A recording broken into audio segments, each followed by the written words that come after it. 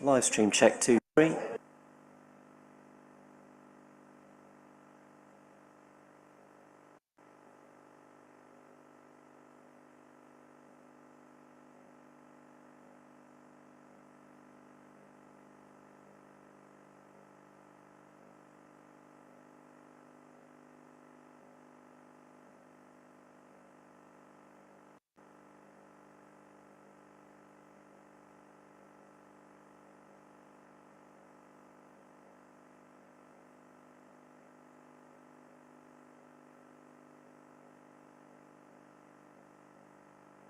Sound level test.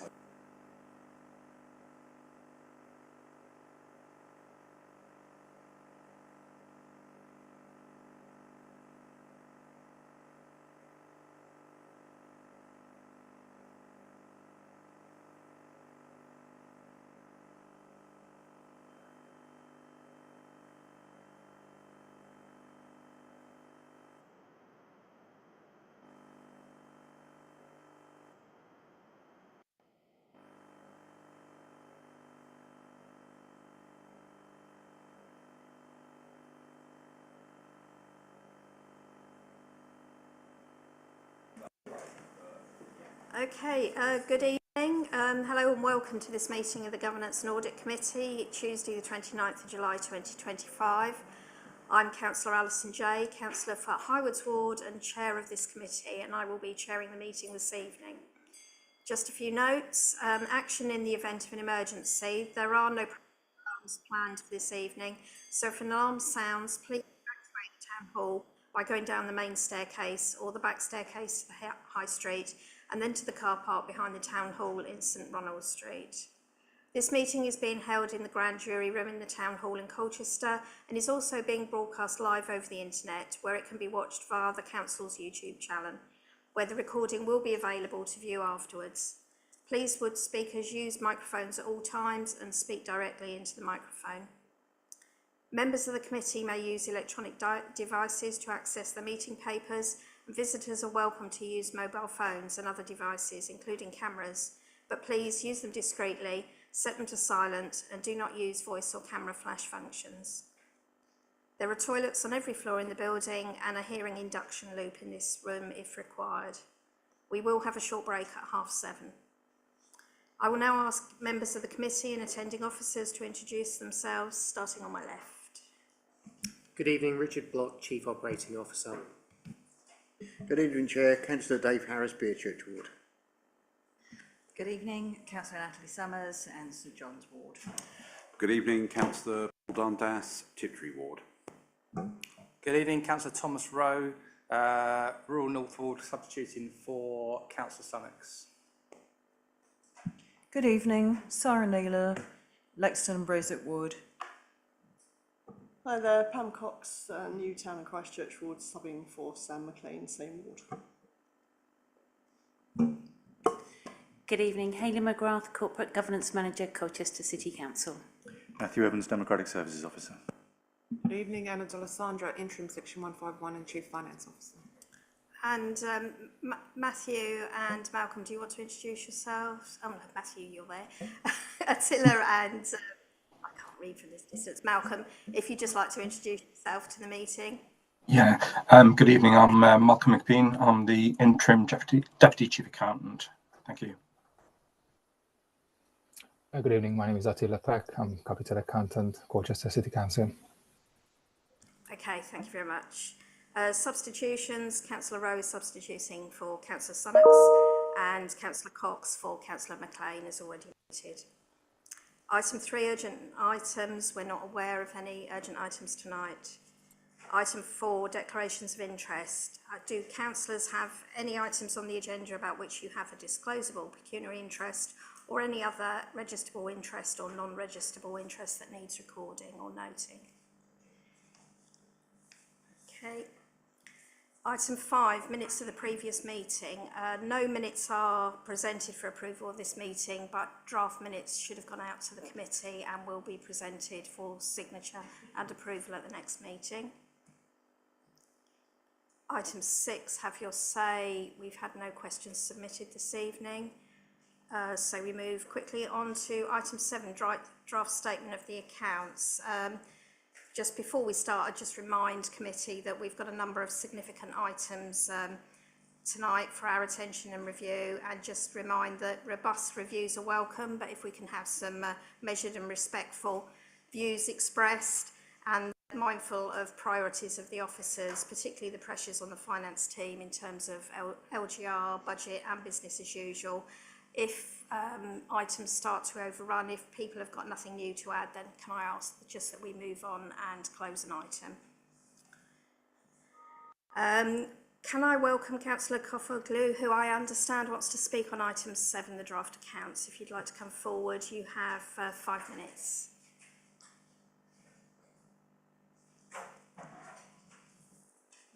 Thank you, Chair. Good evening, everyone.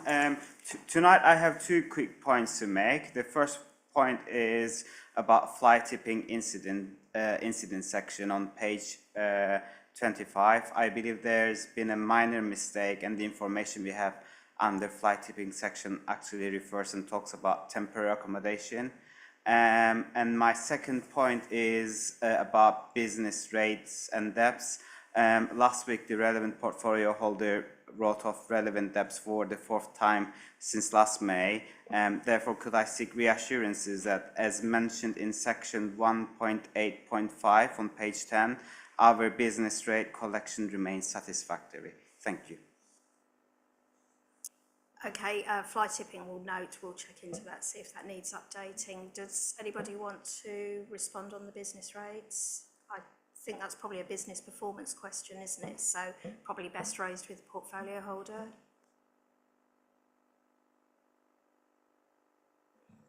Are you happy with that? Can we move on? Yes, thank you, Chair. Thank you very much. Chair, just to confirm that actually, yeah, I can see the paragraph that definitely needs looking at. Needs looking at. Okay, we'll note and pick that up. Thank you very much.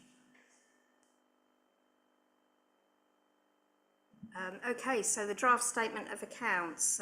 First of all, can I just thank Anna, Hussein, Paul and the wider finance team for the effort and commitment you've shown in driving forward both the timeliness and quality of the accounts.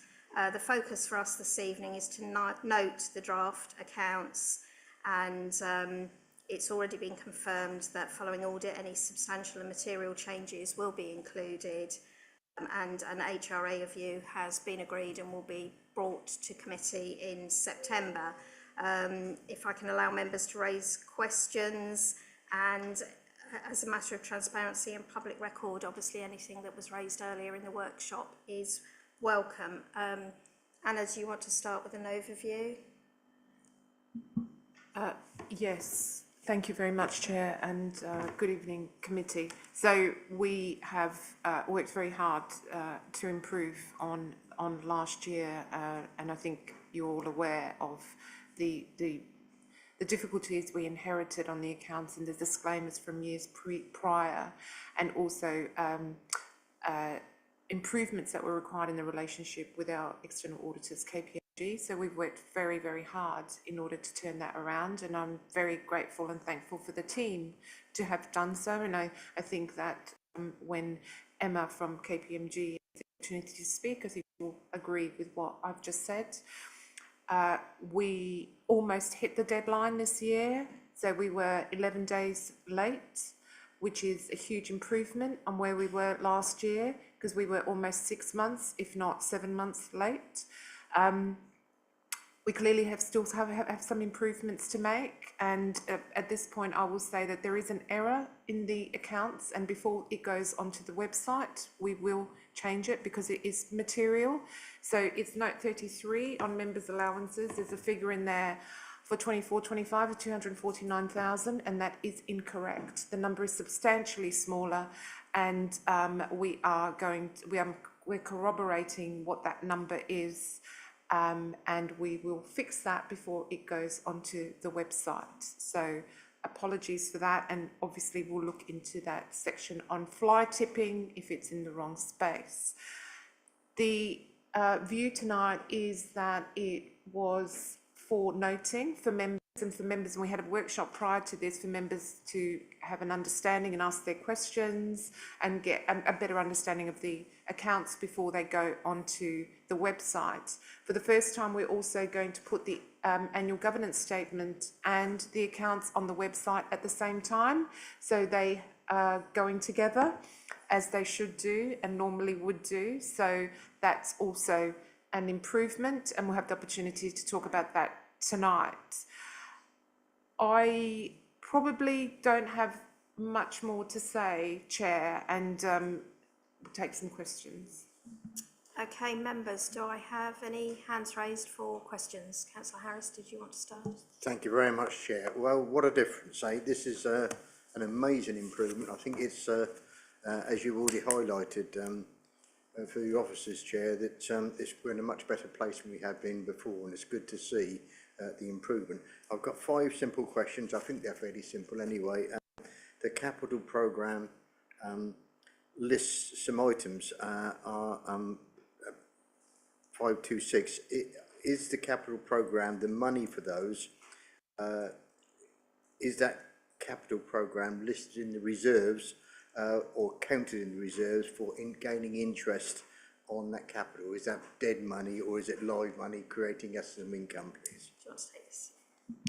Yes, thank you, Councillor Harris. Yeah, absolutely. We don't ever leave money sitting in bank accounts for a purpose. We don't borrow for a specific purpose, but any money that is set aside, even if it's grant funded, all of that is part of our treasury management strategy, and all of that is, if it's not used for cash flow purposes, then it is invested. So yes. Great to hear that, Chair. Thank you very much. And my second question, if you want me to carry on, is on garden waste, page 15.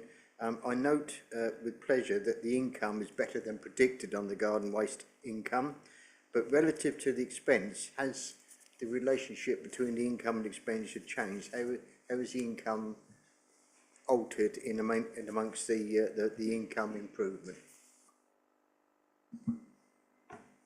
Malcolm, can you take that question, please?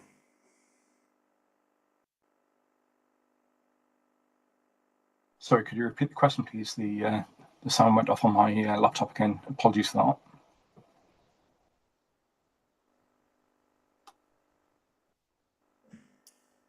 It was a question about the garden waste figures, and with the improvement in income received, whether there was any sort of uplift in the expenses and the sort of surplus situation, I guess, is what you're looking for. Whether we've improved income but managed to hold the expenses. I'm not 100% sure on that one. I will double check with Hussein and the rest of the team and get back to you if that's okay on that. Thank you. Yeah, that's fine. Thank you, Chair. You want me to carry on? Yes. Thank you. My next question, does the way our accounts now show compare to other authorities, is it a common local government format that we could recognise in other neighbouring authorities? My question, of course, is background is local government reform is coming, and it'd be nice to know that we conform to some sort of area or regional national standards. Thank you. Certainly, Councillor Harris, we follow a prescribed format by CIPFA, and the reason it's prescribed is so you can do a read across other local authorities and can compare them. So we certainly subscribe by those standards. Thank you, Chair. That's great to know, and I was expecting that answer. But it's good to know that fact. Thank you very much. My fourth question, penultimate one, is about the Gosbecks Reserve. Gosbecks is the park at Gosbecks Park. There's a transfers out amount of money in there, and I wondered what the transfer out was for. Is that expenditure against the land, or something that we've done there that we unusually we haven't done before? Thank you very much. I will see if Malcolm knows the answer. If he doesn't know the answer, we will have to provide you a written response, Councillor Harris. Malcolm, are you able to comment on the transfer out of Gosbecks Reserve?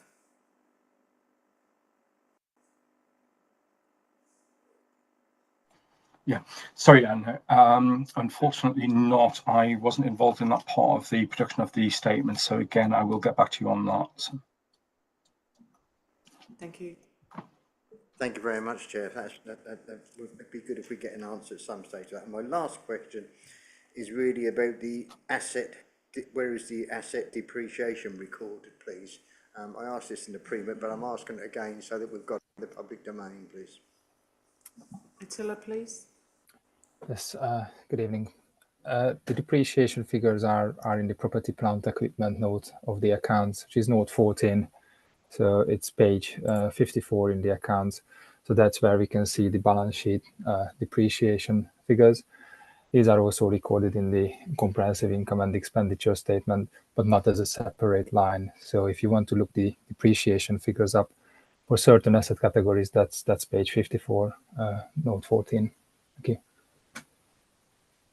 Thank you so much, Chair, and thank you for the answer. Thank you. Okay, have I got anybody else? Yes, Councillor Dundas. Thank you, and thank you for the accounts. And I think, you know, time-wise, as we said, we're definitely catching up a bit. We're well ahead of where we were last year. I think I'll just begin by saying, of course, when passing the recommended decision, as a committee, we have to recognise that this will be the first year where we've actually had a detailed audit for a number of years, where we've actually had an external auditor look at the accounts in detail.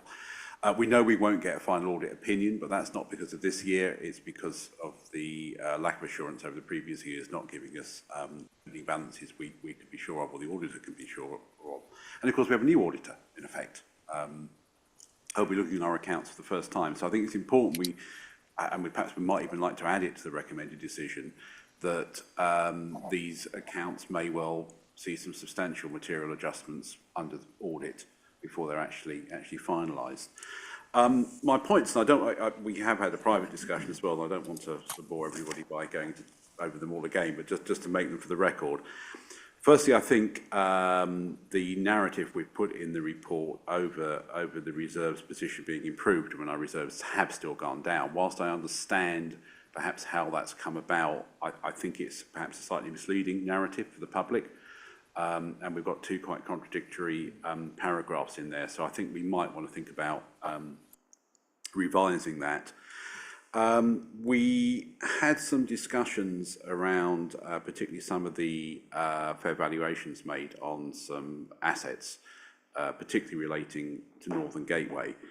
Now, I understand, you know, I recognise that they're under IFRS 16, a lovely topic.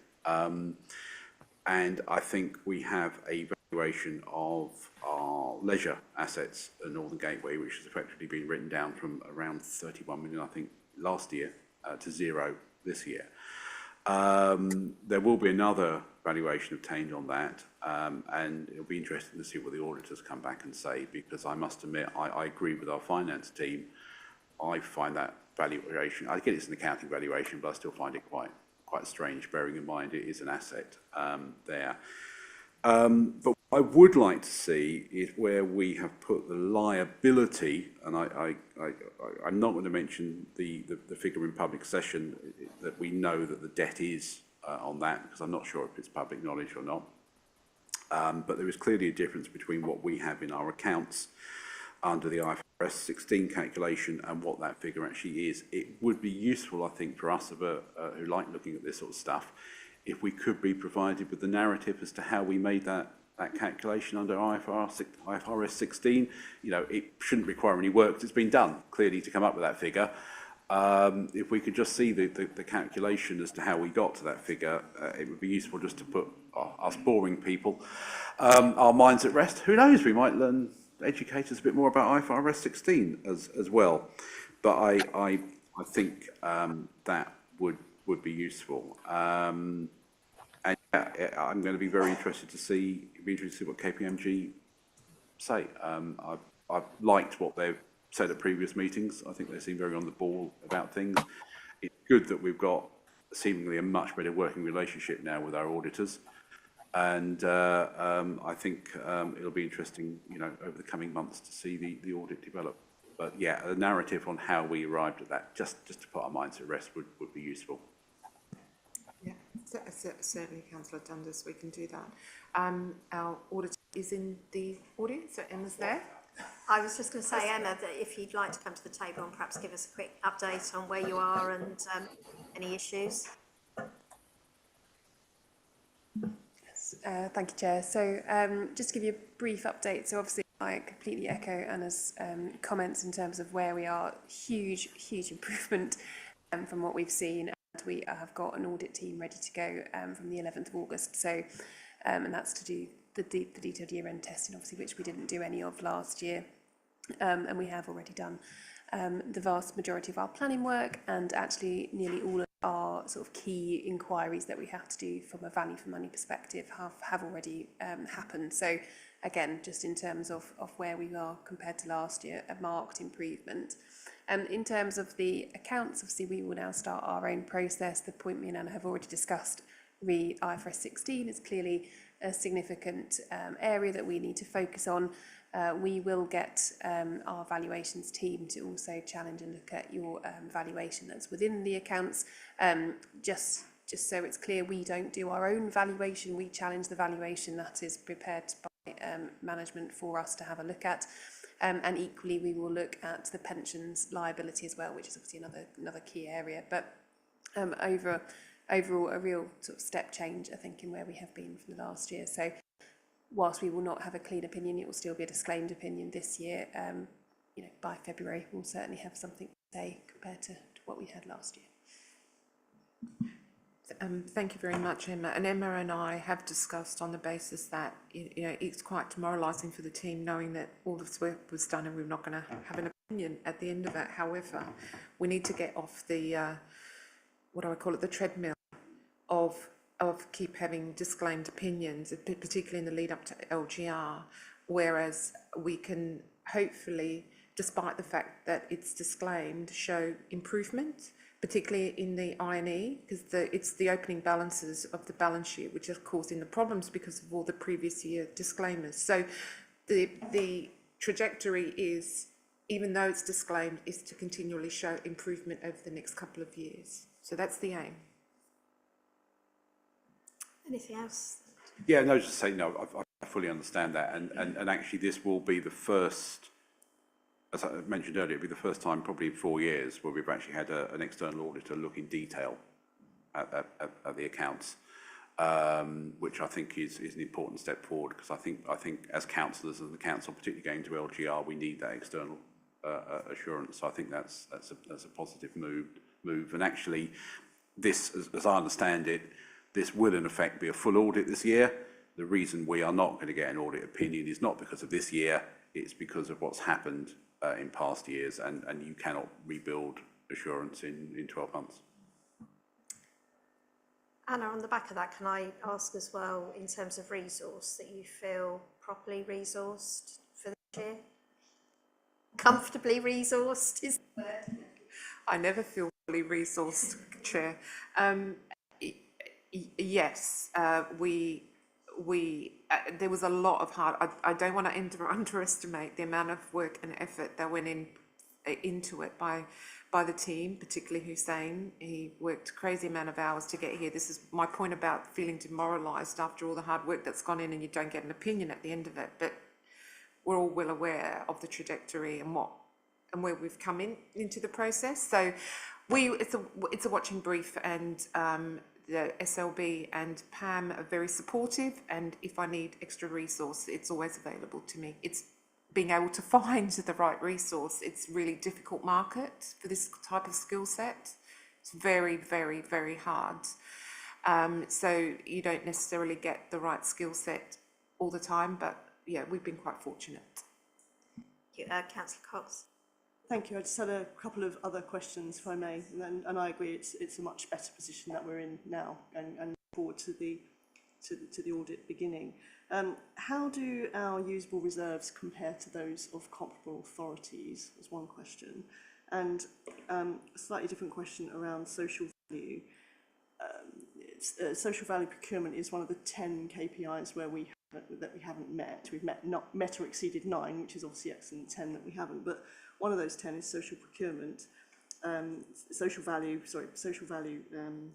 in procurement, and of the 16 contracts that are out to tender now, 10 are inclusive of social value and 6 aren't. I was just having trouble understanding why those 6 are not. It's probably very obvious, but if you wouldn't mind setting it up for me. Thank you. I can't answer the social value question, I'm sorry, about the contract. We can certainly look into it and ask the question why and come back to you. A general comment on usable reserves. I haven't done benchmarking, but we are in a pretty good position, and based on my previous experience, there would be a lot that we would have to do to before I would issue a Section 114.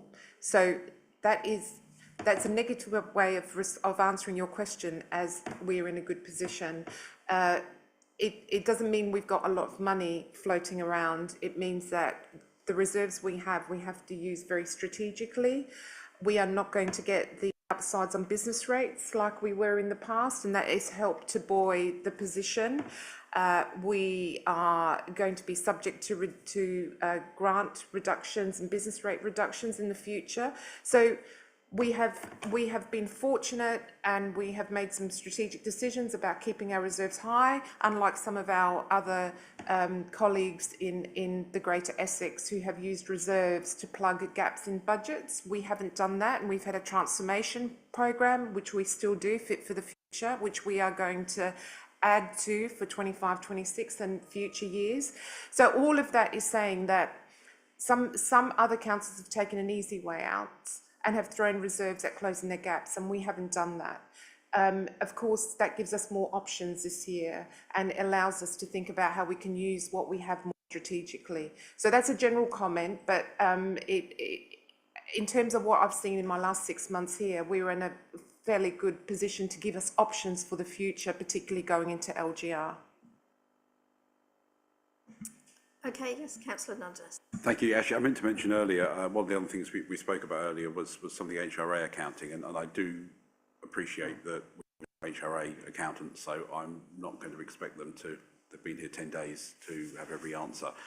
And I know we've been promised some information coming out of that, so I think we'll park that there. What I was going to say about the HRA, and maybe not directly relevant to this committee, is I'm aware that scrutiny requested the Savills model for the HRA, and it was agreed. I think Savills have agreed it, and it was agreed at Cabinet.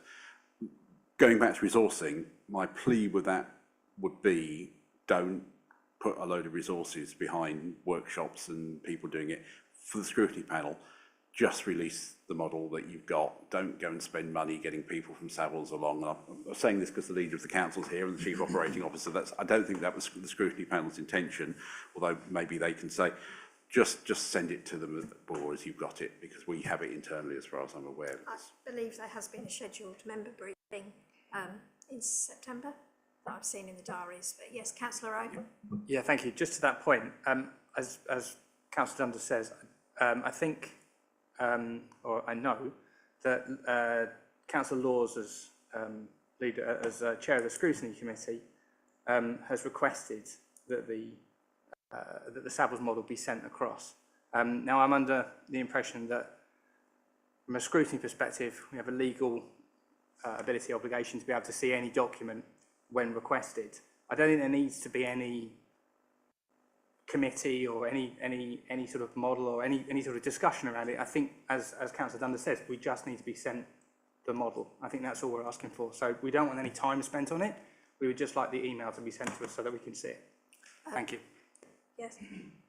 I kind of had a feeling this might come up, so I messaged Lindsay Barker, who's leading the HRA review. They've got a project board meeting tomorrow, and she'll raise it there to ensure something's sent over.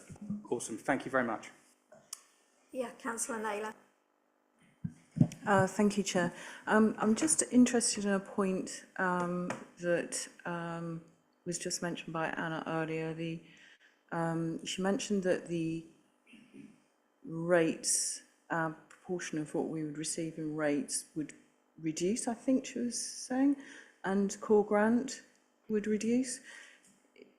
Do you have some comparable figures for authorities outside of the East of England to see how we fare? So Councillor Naylor, we don't know yet. This is part of the fair funding reform that I'm happy to brief your group on if you would like to take up the offer on what there's a consultation out at the moment on fair funding reform, which is being talked about for the last decade. It's pushing more onto localism and us being able to raise our own money as opposed to rely on central government. That's the premise of it, but also it's called fair funding because it looks at relative needs of councils that are more deprived, and more money goes into more deprived areas versus less deprived. So the pot of money is the same, it's the redistribution of that money, and it's very complicated and it's very technical about how they come up with this because they've changed the whole relative needs formula. So we are in the throes of a consultation. It is mainly around council tax and how that will be redistributed, and how we can collect it, but also the biggest impact for us, the proportion we get from central government money, sorry, it was central government, and there's a separate one on council tax. There's three things going on here. The central government money, which is reduced, which is our core grant money, that will reduce. There is how we collect and how we manage our council tax money. And then there is business rates. Business rates is the biggest impact for us. It's a significant proportion of the money that we receive and we retain. We do not know yet. There's a lot of work being done by a number of technical groups, and myself and my deputy Paul have got a conversation on Friday with a company called LG Futures, who are one of the experts in this area, and are going to give us an indication potentially of what the impact on Colchester will be, but nobody knows, and it's all speculation, and at the moment it all seems to contradict each other. So we probably won't know for some time, for some months now, but we are planning. We certainly won't get a windfall on business rates like we did last year. We got 3.8 million upside on our business rates. We will not be getting that upside. It's about how much of the baseline will reduce, and everyone you ask will give you a different answer at this point in time. So unfortunately I can't tell you yet. Councillor Rowe here. Thank you, Chair. So sorry, just to further that question. So do we have a forecast on what we think we might get, or do we know from a percentage perspective how do we budget if we don't have any forecast? So this is for next year. This is for 26-27. So the current year we have £9 million in the budget for business rates. So it's how much will happen to that what will happen to that £9 million.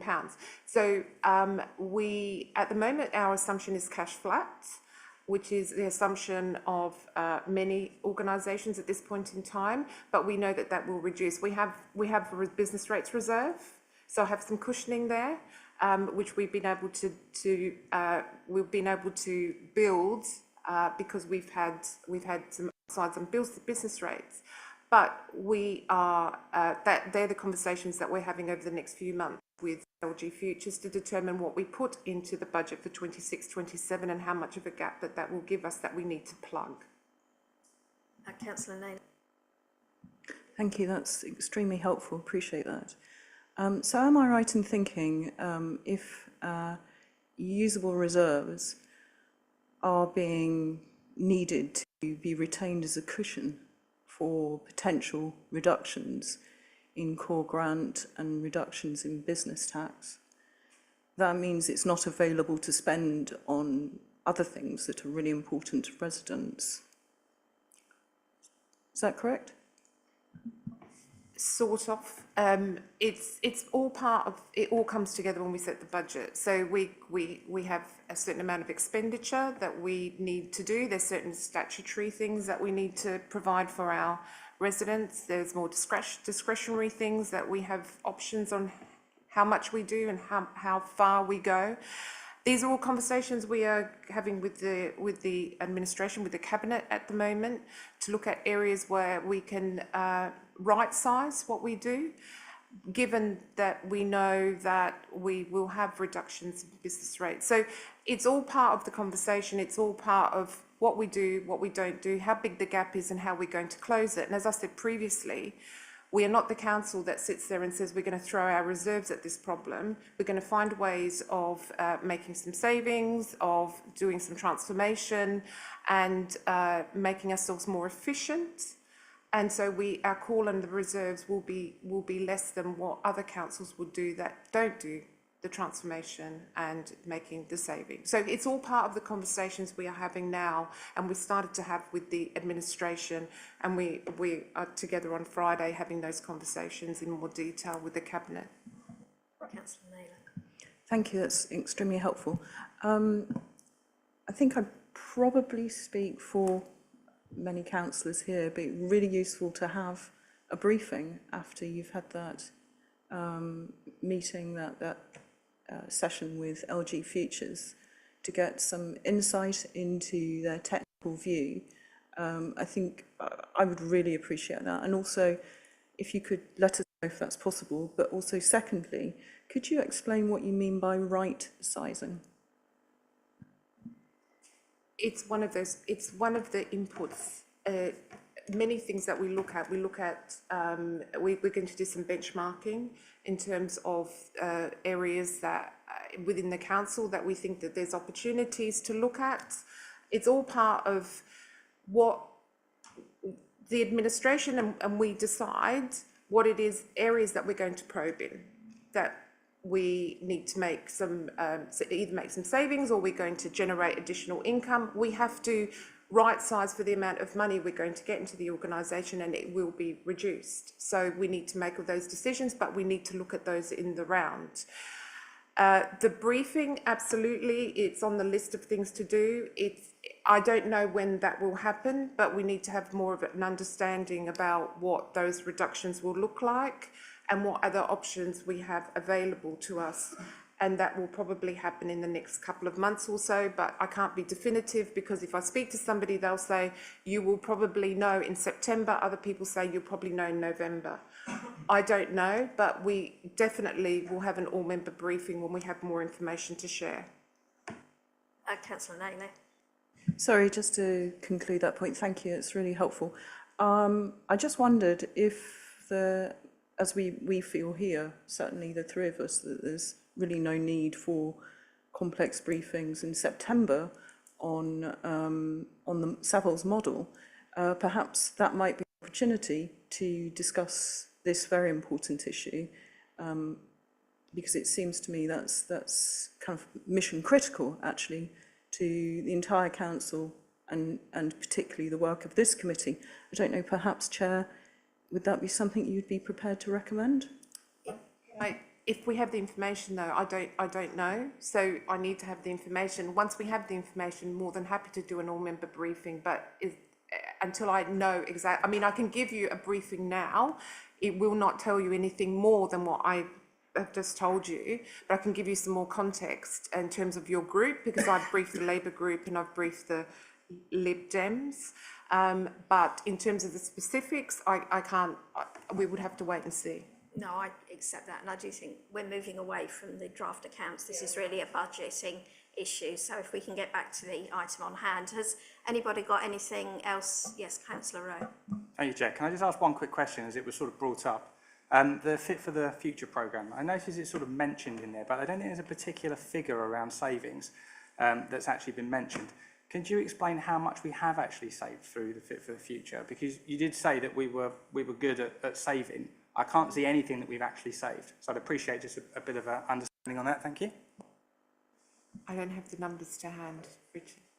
I mean, with the accounts, obviously all of the savings will be built in, and what you see is the net result in terms of the final budget figure, the outturn figure that's reflected in the accounts. But all of those savings are there, and the final figure is a product of those savings. Obviously, you see Fit for the Future being reported through the management accounts, through the quarterly budget reporting that comes through to this committee, but they're all embedded within the final accounts, the numbers. They're not obviously explicitly identified, because that's not how the accounts are written.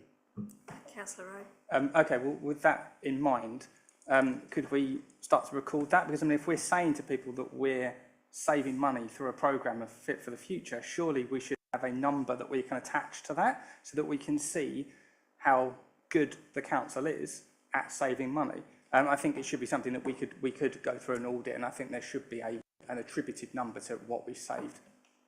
Yes, I agree with you, but not in the financial accounts and the management accounts. So I plan, which is what Richard was saying.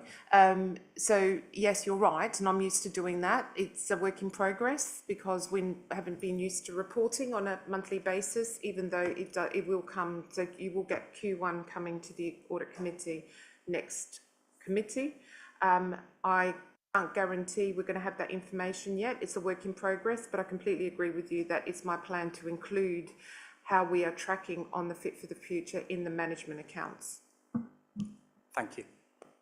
Yeah, Councillor Dundas. Yeah, just very briefly, just a suggestion sort of to move forward. We have a recommended decision in front of us in 3.1.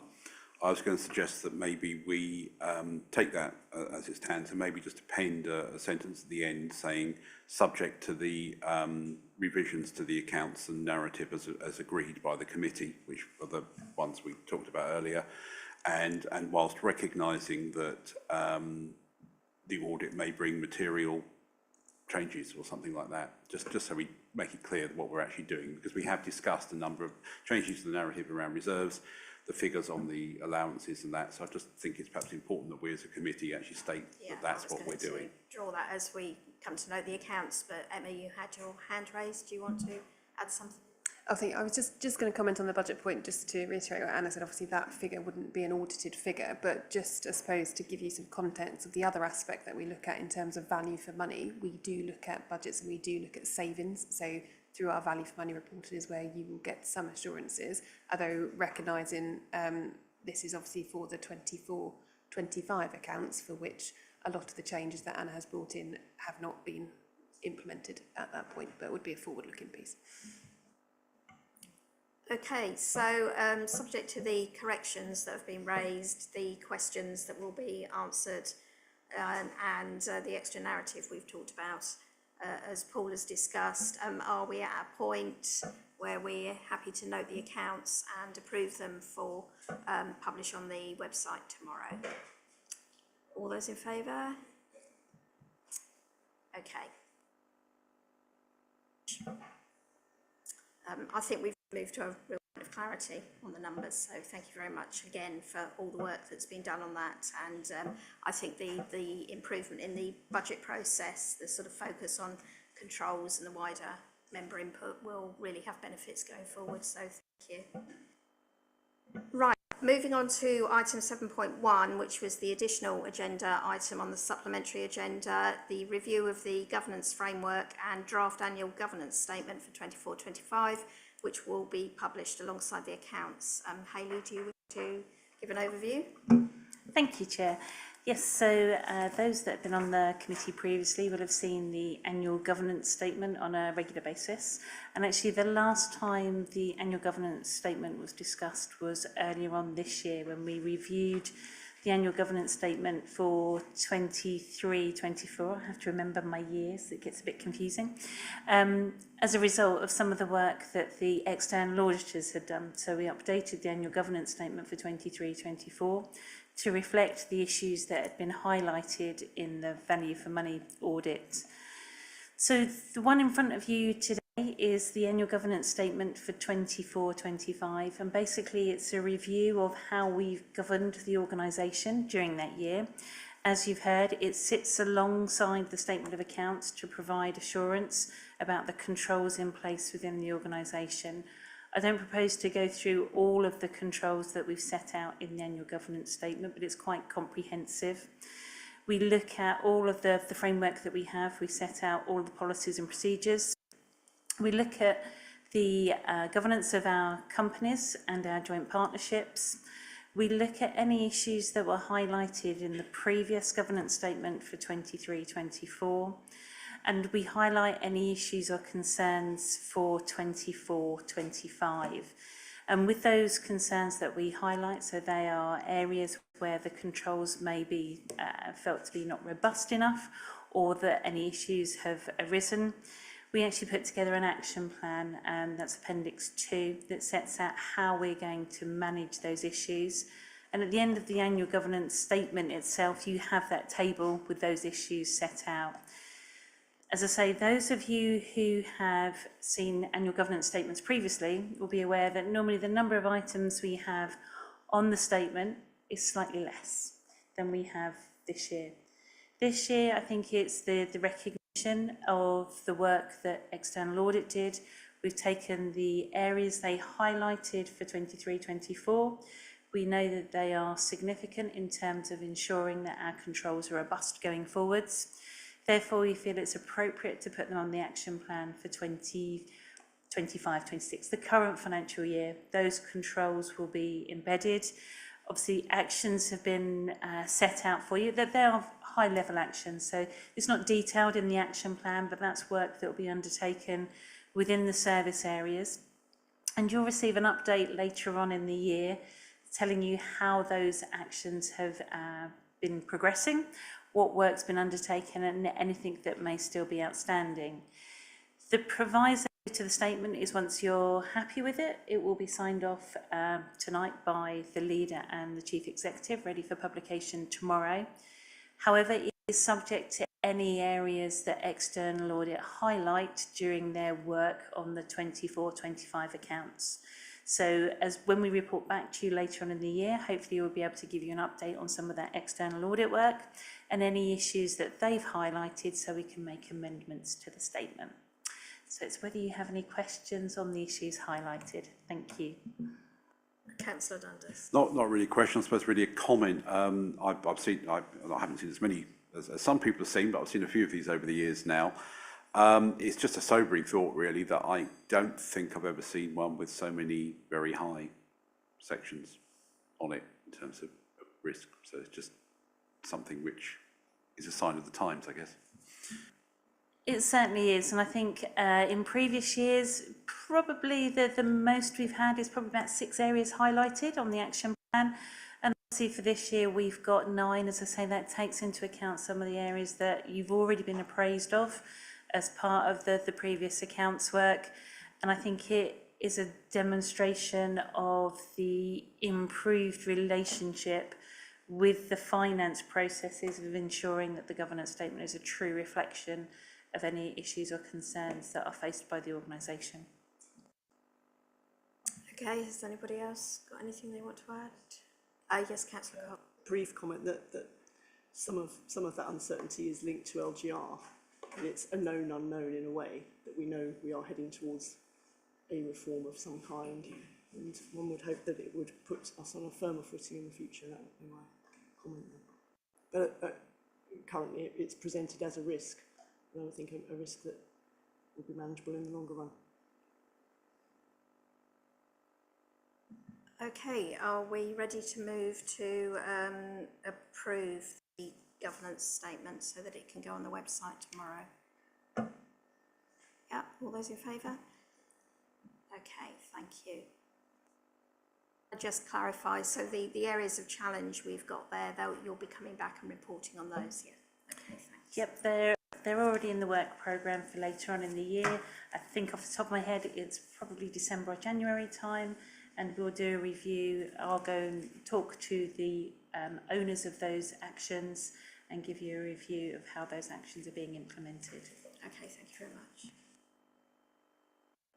Right, moving on. Item 8, the 2024-25 year-end review of risk management. Again, Hayley, this is with you, and a reminder of the challenges we're facing, I think, at the moment, particularly in terms of LGR and some of the cyber and digital. Again, like Paul, I found this quite a sobering report looking at the risk, but I did wonder whether, for the benefit of committee members, you could just give us some background on where the governance sits within the council, so who's looking at it, the reports into cabinet and leadership portfolio Absolutely. holders.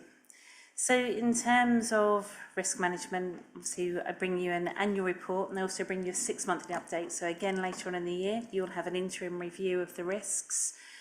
Risk management is one of our key governance processes. So the annual governance statement you have just reviewed looks back at how we've operated and any issues or concerns that have been highlighted in actions that have taken place. Our risk management process is trying to understand what's ahead of us and what issues we could be facing in the future. So what we try and do, obviously, with the risk process is highlight the areas of concern in the future. That doesn't mean they have happened or that they will happen. It means that they are areas where we are concerned that potentially they could, if those situations arise, interrupt our delivery of services and impact on our communities. With the strategic risks, they are the high-level ones. So operational risks are managed by the service areas. So operational risks are things that I would classify as hard risks. They're things you can quantify, you can identify, health and safety risks, potential of injury, potential of harm, or interruption, effect, or delivery of service. We would identify those as operational service delivery risks, and so the operational risk registers are managed by the service areas. However, some of those risks escalate into the strategic risks, and they're the risks that are harder to define. They're the ones that we have a lot less control over, because by the very nature of our strategic risks, they tend to be issues that are caused in the wider world, not necessarily by our actions.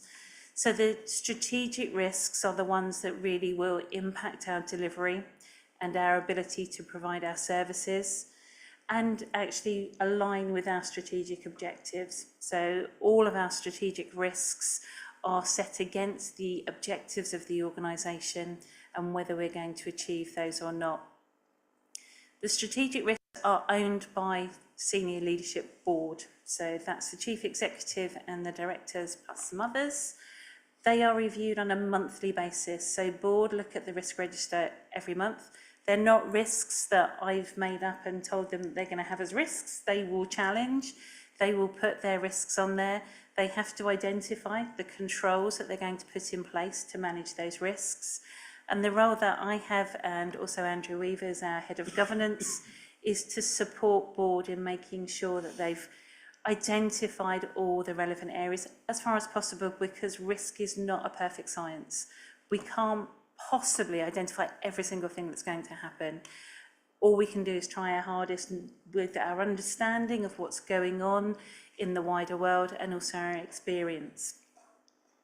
So with the risk register, we also have a risk management strategy that sets out how we manage risk at a high level here at Colchester. So it sets the ownership of risk.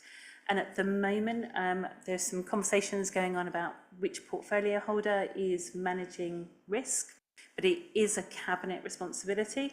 So we do have portfolio holder responsibility, and I'm aware that the leader is very passionate about making sure that our risks are appropriately managed and does challenge me on a regular basis about those. And we have some really good conversations about them. So the strategy, we update that every year. We don't change it, we just make sure it's still appropriate as part of good practice to demonstrate we've considered any issues or concerns. So with the report tonight, I've set out for you, you've got the current strategic risk register, the revised strategy, which will go through an approval process here. It then goes on to Cabinet for approval and then on to full council, because it forms part of our policy framework. And I've also set out or given you an extra item this year in terms of some of the work that we've undertaken with risk management during the last year. So our risk processes have been in place for some time. We had a risk management process back in the early 2000s. We've refined that over time, but we've recognised that probably what we're not very good at is actually defining how much risk we are prepared to accept as an organisation. So, and that's something that this committee has identified on a regular basis. So we undertook some work earlier on this year, so just after Christmas. Some members of the committee were a part of the workshop with members where we got our consultants in. We have risk consultants who supported us. They did some challenging work with senior members and with Senior Leadership Board, trying to understand or setting out what our risk appetite is.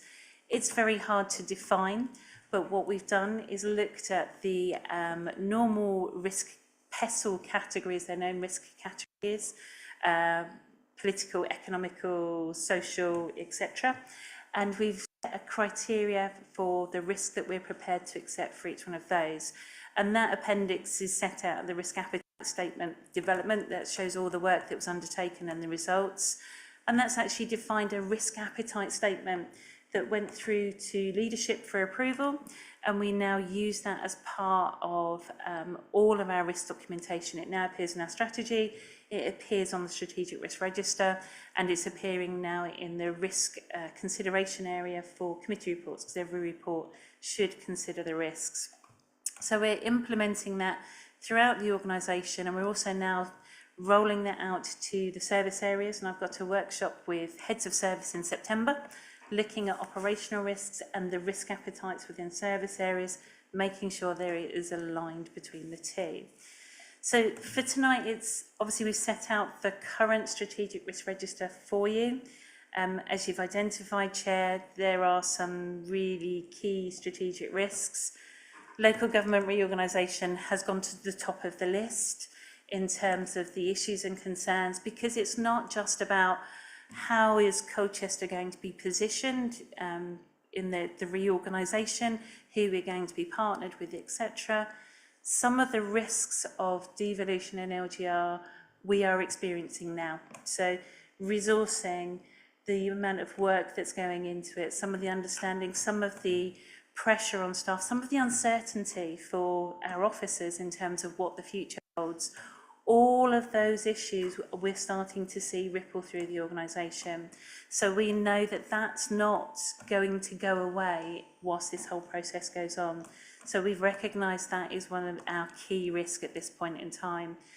That is closely followed, obviously, by cyber and data security. Everybody has seen the national press, all the things that have been going on. We know that the attackers are getting more and more sophisticated. There are more and more issues, so we are aware that we have to be very well prepared for that. I've recently met with our new head of IT, interim head of IT, who is very passionate about cybersecurity. We've had some really good conversations already in terms of issues and concerns. And I know that this committee would really appreciate Darren coming along and doing a presentation to yourselves later on in the year. He is more than happy to do that. So I've already had that conversation with him, and we'll programme that into the work programme for you, so you can have that conversation. And it may be that we do that as a workshop prior to a public meeting, so you can ask some of those questions about how we operate at Colchester, because obviously, due to the very nature of what we're talking about, we wouldn't discuss any particular processes in a public forum because it's so highly sensitive. Obviously, it's something that you as a committee then may want to get some reassurance on, so we can make that arrangement for you. Hopefully, Chair, that's enough to give you a briefing on risk, but obviously I'm open to any questions. Well, I think Councillor Harris raised his hand first. I'll come back to you in a minute, but yes, if you've got a question. Thank you, Chair. Yes, I'm totally supporting the officer comments here and the risk register. I mean, I've been on this committee on and off for some years, and I'm used to Hayley's wise sage and the risk management that we employ, and I'm supportive of the report. And of course, adding to that, backing her remarks up about the local government reform, what worries me, and has not been documented as such, only as an aside, councils rely on councillors and officers and staff to provide a service to our residents and what the residents want, that we choose to have. And of course, with the next 3 years, 2 years, we don't know what's coming down that barrel. There may be, dare I say it, councillors are no longer here, no longer in those posts that are making those decisions. So there'll be a lot of training needed. And I'm probably hitting at the mitigation bit now, really, rather than the risk. We know the risk exists, and we're going to have to make sure that the training is in place to get those people who will be representing people, and indeed the mayoral part of it as well. There's, from what I read, there's going to be a mayoral part, so that'll be thought about as well. And in amongst of that, there's Hayley and the staff and all our officers that are around the council that will have to be managed through that, because there'll be they'll be chucking the marbles up in the air and you don't know which way they're going to drop until you've made the interim arrangements and then the final arrangements. So I think it's right that you've highlighted that in the strong way that you have, and I'm fully supportive of all that the officers are doing. I look forward to further work that you're going to do on this as the year progresses. Thank you. Thank you. Councillor Naylor. Thank you, Chair. So risk and the management of risk and the correct assessment of risk is I couldn't agree more, is extremely important, and I know it has been a recurrent theme in this committee during the time that I've been here. What I'd like to understand, and it may be that Hayley is not the correct person for this to be directed at, is how are we quantifying the impact of the work that's been done to better understand appetite for risk, and can we have some examples of how that has directly affected operations or decisions at cabinet level in terms of the presumably thorough but somewhat expensive risk consultancy work that's done. So what we're trying to surface here is the true value, the true impact in a quantifiable way. Thank you. Okay, Hayley. In terms of the cabinet mitigations, there's probably one that I can't answer, that would be Richard or the leader, but I just wanted to confirm that the risk consultants that we have, there is no cost for. As part of our insurance programme with Zurich Municipal, they have a risk management arm, and we get a £10,000 budget a year as part of our insurance renewals to spend on risk work. So basically we get that as part of our insurance cover. Are you happy with that? Anything else? Yes, that's welcome news for unusual for consultancy. But I think any work stream that's been undertaken is an investment in resources of the organisation. So perhaps, therefore, we understand the consultants were not an additional cost, but there will have been, in effect, a cost of people participating in this. But also, how do we quantify and understand the impact of this work on the council's strategy and operations? So basically how you see it moving through. David, did you want to step Yeah, forward? And real talk about real cabinet? impact, please, Yeah, Chair. no, I can understand that. Thank you. Great question. Stop doing it. This is territory we talked about here before, and I'll give you one example. I can't give you numbers yet, but it's an interesting perspective. Can we tie to risk alone, a judgment? I always say a register, Hayley has put up with this conversation regularly, is a spur to good, better decision making, isn't it? In a more rounded way, an attempt to evaluate and weigh, but better decision making is what we're after, which will have, we hope, a better effect on our outcomes. So I would just say this Friday, starting this early in the budget cycle, is an illustration of us showing as a cabinet a greater awareness of where we're at. So I expect this Friday, as one illustration, to end up with decisions where we would do less, look to do differently, and look to sharpen the outcomes alive to all the risks and risk appetite that we have. So I don't think it's precise, but I think I welcome the challenge. And as I say, starting earlier with testing and challenging ourselves and the senior team is one illustration of at least intention. I think there's a corollary to this, which is as a committee and as members alive to the circumstances in those risk assessments, we're all going to have to swallow hard and face up to the fact there's some uncomfortable decisions that lie ahead. And we touched on ways of working. There's ways of working, more or less effective, are themselves mitigations. I hope that we can have a cross-party conversation. Still our responsibility as administration of the day, but have an early cross-party conversation about the changes we need to make. I can't give you anything more exact than that, than intent, if that's any help. Yes, Richard.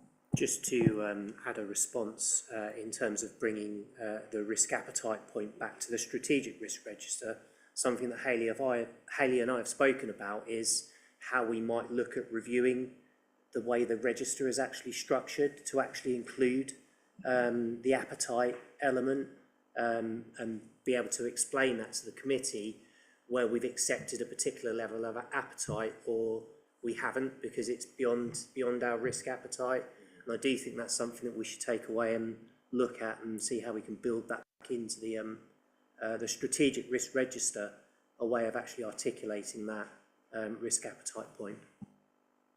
Yes, David. There's just one final comment, which is, and it's been said by others, but I felt acutely uncomfortable looking at the colours after mitigations.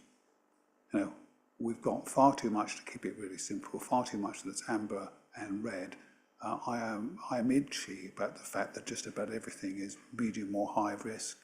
And it's the combination of all of this that's my concern, because your ability, our collective ability to manage our circumstances is reduced if we're facing, in effect, threat in a variety of different places in and around the same time. And I am working very constructively with the help of colleagues in this room on LGR, but LGR has huge opportunity, but it's corrosive of capacity. But we're going to have to just manage our way through it in good heart and good spirit. But you know, all the words around risk appetite translate down to the realities of our decision making, don't they? And we're in a tough place, and I think we have to be very sober about that. Can I just clarify as well, this isn't just at a strategic level, so it's looking at individual decisions, for example, like waste changes or something, that risk appetite will be built in within that decision-making process now.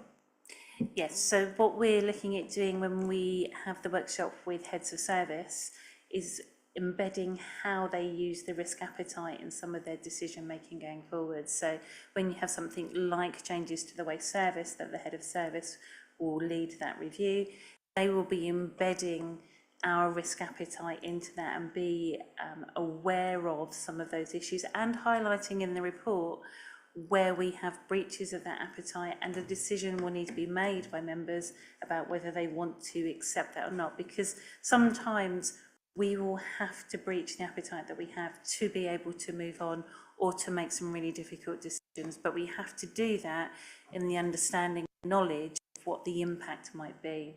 So the trouble is with risk management, it's always really hard to quantify how successful it is, because if nothing happens or we don't have any issues, we don't ever really know whether that's because of our good risk management. Obviously, I would say it was, but you can't quantify it. So it's one of those that it's never perfect. There's no right or wrong answer. It's not like putting a sum together and having a defined answer.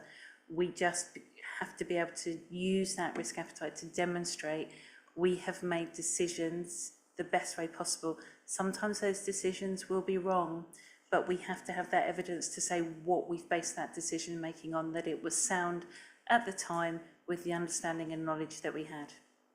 Thank you. Did anyone else? Councillor Naylor, yes, if you want to ask a further question. Yeah, thank you. I actually think this item is a perfect example of why this committee is so important, actually, because Section 151 officer mentioned earlier some of the I'm just looking at the survey results for the risk consultancy, and 3.1 is political risk, and I note that elected members have a moderate appetite for risk, which did get me thinking, how do you actually reconcile that when there are external issues that are causing the volatility for the organisation? To your point, the Section 151 officer's point, where we're having our core grant reduced by government, we're going to have a less of business rates, which is also coming from government and external political risk. These are huge red flags, actually, because these are income issues. And, you know, we have to cut our cloth according to what we're getting, and we don't know what we're getting. So in terms of risk, how do we reconcile this work, which is rightly attempting to get our arms around risk, with what's before us that is being imposed at pace, but without clarity by central government, which is pertinent to the health of this organisation, this council, that councillors are expected to, you know, have some answers to when there isn't any coming from the external political risk. I think that's quite difficult to reconcile. Anna, did you want to comment?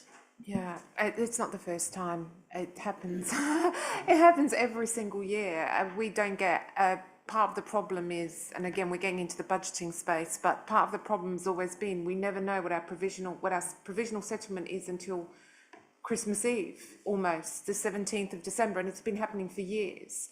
And this is one of the criticisms that we've had of central government, because it's a last minute scramble to close the gap, which is one of the reasons why, and every time I've done this, is bring it all forward, which I've done this year, and been, you know, and with the support of the leader and cabinet that have agreed to do it much sooner than previous years, particularly because of the uncertainty we've got, as I call it, the overlay of the uncertainty of LGR, which won't necessarily hit us next year, but we have to prepare for it.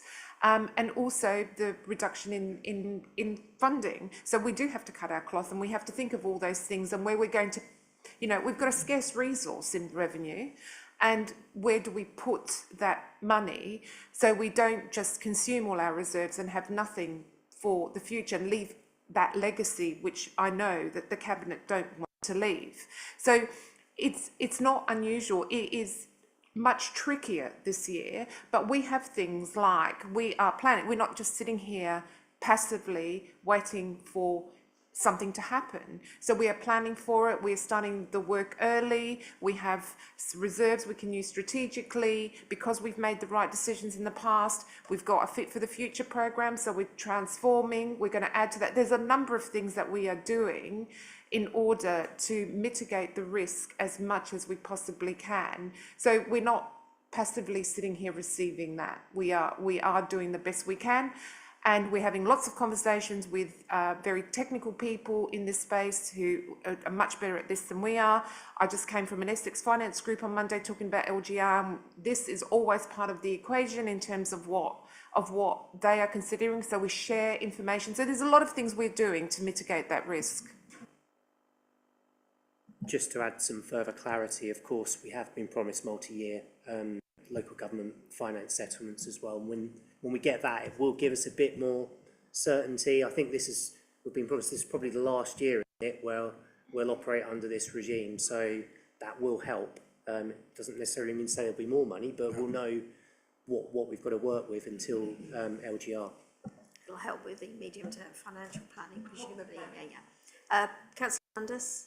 Yeah. Firstly, thanks for that, Hayley. Firstly, IT, that was music to my ears. I've been pretty much every time the work programme comes up, about the last 3 years, I've been banging on about, can this committee please look at IT? So if we can get that on the work programme and on the agenda as soon as possible, that would be fabulous. The workshop you mentioned, which I was at and I thought was quite interesting, actually, I felt, and it's borne out in the report, that there's definitely been, probably in the light of experience, a definite risk appetite reduction, if that's the right expression, in the council, amongst councillors. And I think where risk was accepted, and again, it's sort of in the report, reading between the lines, it's where it's through necessity around service provision and basically lack of resources. So that, you know, we still describe, and I think it's in the statement, we describe ourselves as an ambitious council. But there's absolutely no doubt, and I'm sure why we are still an ambitious council for what little time we have left. But I think amongst staff and councillors, we're not where we were 3 or 4 years ago in terms of the appetite for risk of many different types. On LGR, I mean, what's fascinating is the initial score is 20, and after mitigation, the score is 20, which is quite a sobering thing. I mean, LGR, you know, we're not first and only place to be through LGR. Other parts of the country have had local government reorganisation, and as far as I'm aware, the sky hasn't fallen in totally. So it's not impossible. I think what is slightly different this time is we have a background of nationally a far more volatile political environment. I think being realistic, when other areas have gone through LGR, they've been able to say, well, actually, you know, who's going to be here? Well, it's going to be much the same people probably afterwards. The reality is, I'm being quite candid here, you know, we don't know who's going to be here in 2 or 3 years' time. Probably quite a different set of people.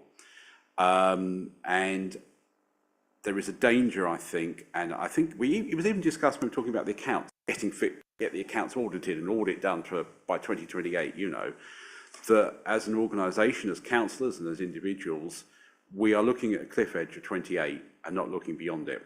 And I think that's a dangerous trap to fall in, because all I hear from people is almost like staggering towards the finishing line of April the 1st, 2028, and we're going to stagger over it, and then all right, oh, it's over, it's done, oh, we got there, you know. The fact is the bins will still need to be collected the next day, housing will need to be provided, benefits will need to be paid. So I just think as an organisation, and it's responsibility of all of us, councillors, staff, everybody, that, you know, we have to think strategically still, and think that actually we need to leave something working here beyond that, not just stagger towards the finishing line. So it's just a sort of general comment, really. Councillor Cook. I would agree with all of that, but I would also say, from my understanding of the work of the interim board in North East Essex, that we're actually one of the most ambitious and innovative groupings, and that people are using this as an opportunity to innovate in service delivery, so that it's not quite the cliff edge of 2028, but people looking ahead. I was just talking about health and alliance today with various people, that there is perhaps not as gloomy as you might suggest. Councillor Dunn. I would agree with that. What you do have to bear in mind, though, is the people who are on that board at the moment probably won't be the ones making the decision when it comes to forming the new authorities. They might have a completely different agenda. Sobering. Yes, Councillor King. I've forgotten who you were. I mean, allowing. I look in the mirror and wonder who is that as well, Chair, so I completely understand at this end of the table what 20 yards is. So it's a question for us all. Look, this is really good conversation, thank you, and I come to listen to the committee, what you have to say, your observations, as well as a debate with officers, because there's good learning for me and for others listening. But on this point about LGR, it is absolutely right. We mustn't forget both the duty to plan for the future in a structured kind of way, and keep us sensible back to risk and its management, sensible optimism about what you can do. And the health piece, which was just touched on by Pam a moment ago, is absolutely one of those great examples where the combination of people, place and relationships that we have both with the health sector and across the board, as with Tendring and Braintree, because any option you look at seems to put us all together. So for that, at least one small hurrah. At least we start off well.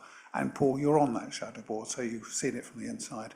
You know, we've got some really great things we could do, which would have a meaningful effect on the lives of thousands of people if we get it right. That combination, health, place, knowledge of each other. The policy changes nationally are at exactly the right time. We're at the front of them. So we have to look at the struggle and the challenge in light of the fact what we can do. And if I can just go to, and it's a plus and a minus, the point about the future not being in the grasp of those people, those good people working well, really well now, that's true. But we set the weather for those who follow.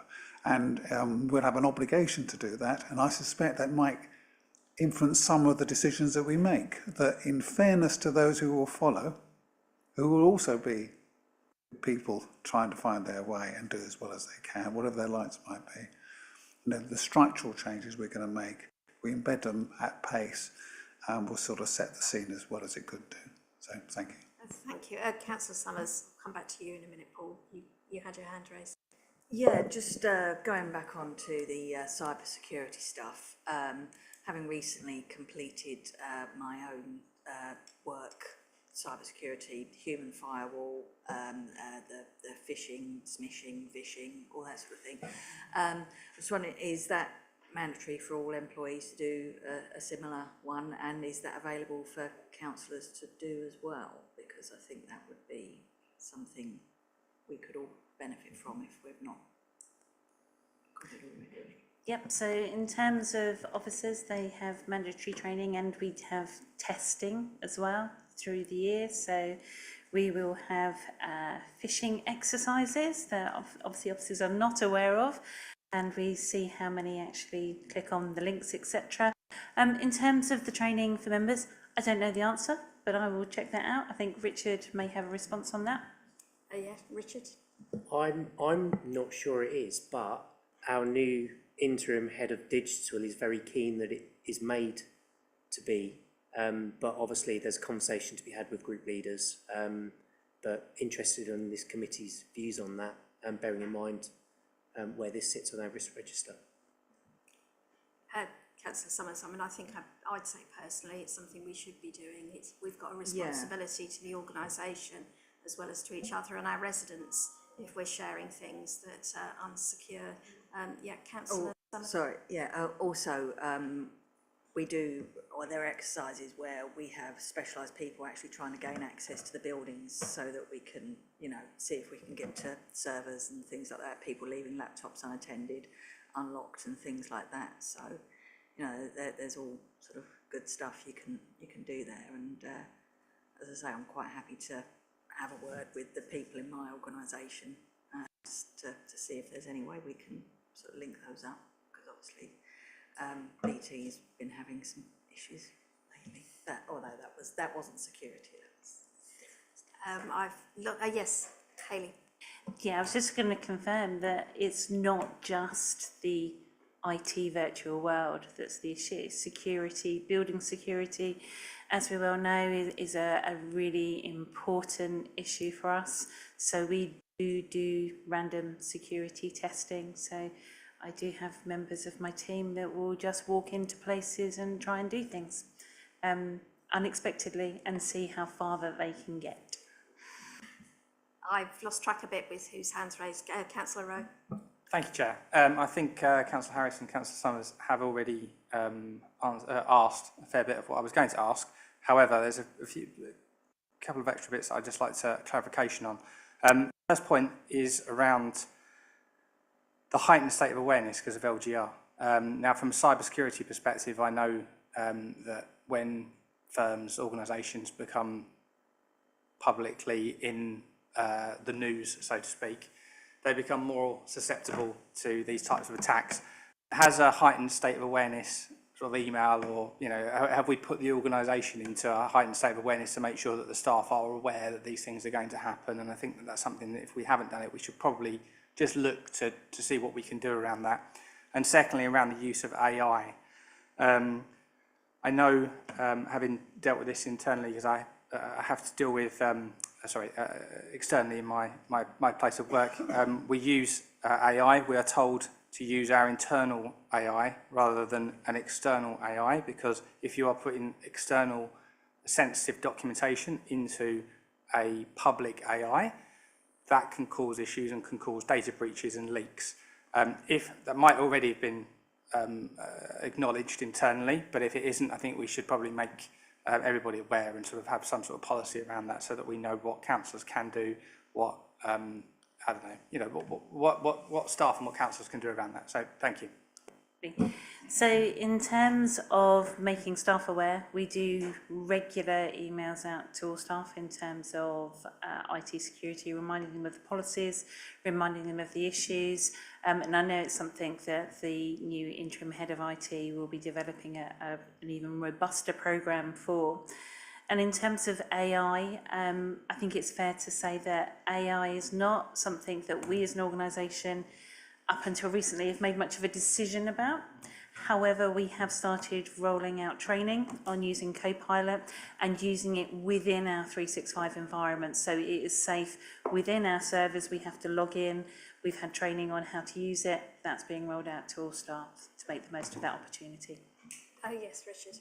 It was just on the AI point. I think you make a really good point about policy, and again, our interim head of digital has already grasped that, and perhaps when he comes to do the briefing, he can cover that policy issue. I know he's has a policy drafted. We don't have one at the moment. We absolutely need one. It's a good point. Okay, thank Yeah, you. thank you. Yes, Councillor Dundas. Yeah, just very briefly, just to come up back on the points the Leader of the Council made about the North East Essex Shadow Board, and I would agree. There are opportunities around LGR as well as threats. Unfortunately, the agenda item is risk management. So it's fairly inevitable that when we discuss anything, we're probably taking the glass half empty rather than half full approach, because we're looking at the risks and negatives of things, not the positives. So, that's why the conversations on these subjects tend to be of a more negative nature.